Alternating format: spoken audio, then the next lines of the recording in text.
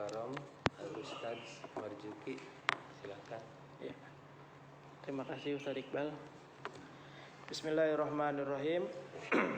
Assalamualaikum warahmatullahi wabarakatuh. Waalaikumsalam warahmatullahi wabarakatuh. Alhamdulillahirabbil alamin. Allahumma shalli ala Muhammad wa ala ali Muhammad. Salatan tunjina biha. Allahumma shalli ala Muhammad wa ala ali Muhammad. Al-Fatihi lima ughliqa wal khatimi lima sabaq. Nasirul haqqi bil haqqi wal hadi ila siratikal mustaqim wa ala alihi haqqa qadrihi wa miqdarihil azim. Amma ba'du. Alhamdulillah, di pagi hari yang cukup cerah ya, kita bersyukur kepada Allah atas nikmat-nikmatnya yang begitu banyak kepada kita. Nikmat iman, nikmat Islam, nikmat sehat wal afiat. Tentunya dengan nikmat itu semua kita bisa meningkatkan ibadah kita, kualitas keimanan kita, dan menambah pundi-pundi pahala kita. Harusnya seperti itu idealnya. Nah, mudah-mudahan kita mohon kepada Allah hari ini kita diberi kemudahan dalam melakukan kebaikan-kebaikan yang lebih banyak lagi. Amin ya Allah ya Rabbal Alamin. Salawat dan salam mari senantiasa kita sampaikan kepada Rasulullah Shallallahu Alaihi Wasallam, salah satu-satunya nabi dan rasul yang nanti di hari kiamat yang bisa memberikan pertolongan kepada umatnya. Mudah-mudahan kita dimasukkan dalam golongan orang-orang yang mendapatkan pertolongan itu. Amin ya Allah ya Rabbal Alamin. Baik teman-teman semua, di hari yang sangat istimewa ini, kenapa saya bilang istimewa? Karena ini hari Jumat, Sayyidul Ayyam, pemimpin dari hari-hari yang kita ketahui. Ada 7 hari, Senin sampai Ahad. Di antara 7 hari itu ada satu yang paling istimewa, yaitu hari Jumat. Kenapa saya sampaikan ini sangat istimewa? Karena hari ini itu hari yang di dalamnya banyak peristiwa-peristiwa besar terjadi. Dan di dalamnya juga seluruh kebaikan-kebaikan itu diperhitungkan dengan sangat luar biasa oleh Allah. Ya, makanya di hari Jumat ini kita perbanyak sholawat diantaranya selain amalan-amalan yang lainnya. Baik teman-teman semua, hari ini kita akan masuk ke hadis arba'in yang ke-34. Hadis ini mungkin sering kita dengar, sering kita dapati di bacaan-bacaan, di ceramah-ceramah. Hadis tentang kemungkaran.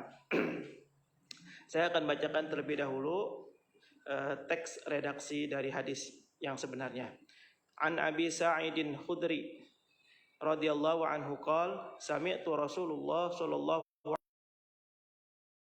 wasallam minkum munkaran falyughayyir biyadihi wa illam yastati fal bi lisanihi wa illam yastati fa biqalbihi wa dzalika adaful iman. Rawahul Muslim. Dari Abu Sa'id Al-Khudri radhiyallahu an, semoga Allah meridhoinya, bahwasanya dia berkata, aku mendengar Rasulullah sallallahu alaihi wasallam bersabda, barang siapa di antara kalian yang melihat kemungkaran, kemaksiatan, kerusakan, ya, hendaknya sebuah kemaksiatan, ketika melihat sebuah kemungkaran kita diam saja, ya, tidak boleh. Makanya di sini salah satu dasarnya adalah berpegang kepada hablu minan nas. Jadi hubungan kita sama manusia. Kalau kita hanya mementingkan hubungan kita sesama dengan Allah saja, hablu minallah, itu berarti tidak sempurna. Di zaman sahabat dulu ada yang diceritakan oleh Rasulullah, ada sahabat yang masuk ke dalam neraka padahal selama hidupnya banyak ibadah yang dia kerjakan. Jadi dia di siang hari melakukan puasa, di malam hari dia tahajud, di sela-sela itu dia berzikir, dia baca Al-Quran, ya. Pokoknya ibadah kepada Allah itu semuanya dikerjakan sepanjang hayatnya.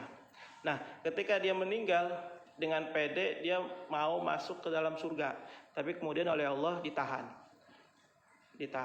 dan dimasukkan ke dalam neraka. Nah, ketika masuk neraka dia lapor, ya Allah, kenapa saya dimasukkan ke dalam neraka? Gitu. Saya kan ahli ibadah. Tapi terus Allah menyampaikan bahwa di saat kamu ibadah dengan khusyuknya, itu ada tetangga kamu yang kelaparan. Itu ada tetangga kamu yang membutuhkan pertolongan saat itu. Tapi engkau malah ibadah saja.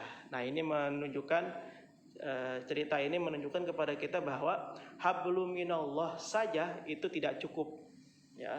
Tapi harus dibarengi dengan hablum minan nas. Jadi interaksi kita sama manusia, interaksi kita sesama kita itu juga diperhitungkan oleh Allah selain ibadah kita yang langsung kepada Allah. Makanya penting, ya, penting sekali memperhatikan saudara kita, tetangga kita, teman kita, ya, keluarga kita, itu sangat prioritas, sangat dianjurkan. Nah, kembali lagi ke hadis ini, man ra'a minkum munkaran, barang siapa yang melihat sebuah kemungkaran, fal yughayyir biyadih, maka rubahlah dengan tanganmu.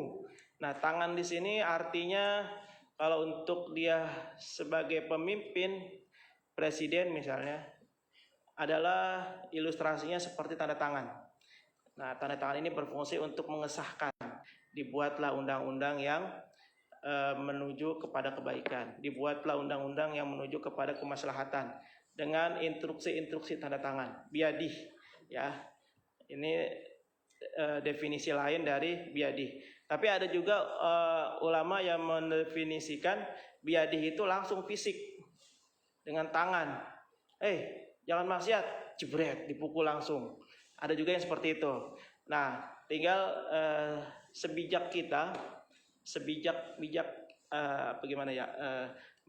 bagaimana kita bijak memandang tangan di sini. Ya, boleh kita artikan dengan tangan kalau memang kita mampu merubahnya dengan tangan. Tapi kalau kita tidak mampu, jangan. Ya, nanti akan jadi bumerang buat diri kita sendiri.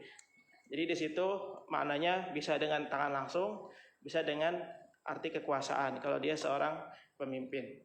Nah, yang selanjutnya, fa'ilam yastati, kalau kamu nggak mampu, fabilisani, pakai ucapan, pakai lisan, omongin. Nggak boleh, jangan, dilarang itu, nggak boleh seperti ini, nggak boleh seperti itu. Pakai lisannya dengan ucapannya. Kalau dengan lisan juga nggak mampu, fa'ilam yastati, kalau pakai mulut juga nggak bisa, fabiqalbihi, maka yakini dalam hati bahwa kita nggak suka, kita nggak ridho, kita nggak ikhlas, hati kita aja udah. Nah, kata Rasulullah, yang demikian adalah wadzalika ad'aful iman, yang demikian adalah selemah-lemahnya iman. Jadi ketika kita melihat sebuah kesalahan, kemungkaran, kemaksiatan, kalau kita mampu dengan tangan, pakai tangan kita. Kalau kita nggak mampu, pakai suara, pakai lisan, pakai omongan. Kalau nggak mampu juga, tanamkan dalam hati kita bahwa kita nggak setuju, bahwa kita nggak rela, bahwa kita nggak ridho dengan perbuatan itu. Dan yang demikian adalah selemah-lemahnya iman. Nah,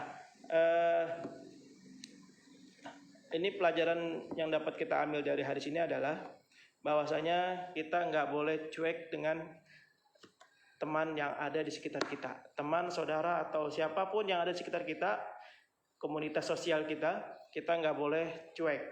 Ya, kita harus ingatkan kalau memang dia salah, kita harus luruskan kalau memang dia melenceng, dan seterusnya. Jadi nggak boleh, saya mah yang penting diri saya aja, nggak boleh begitu. Jadi harus ada kepekaan sosial, ya, di samping itu semuanya. Allahu a'lam bishawab. Terima kasih atas perhatiannya. Sedikit, mudah-mudahan ada manfaatnya. Billahi taufiq wal hidayah. Assalamualaikum warahmatullahi wabarakatuh. Waalaikumsalam.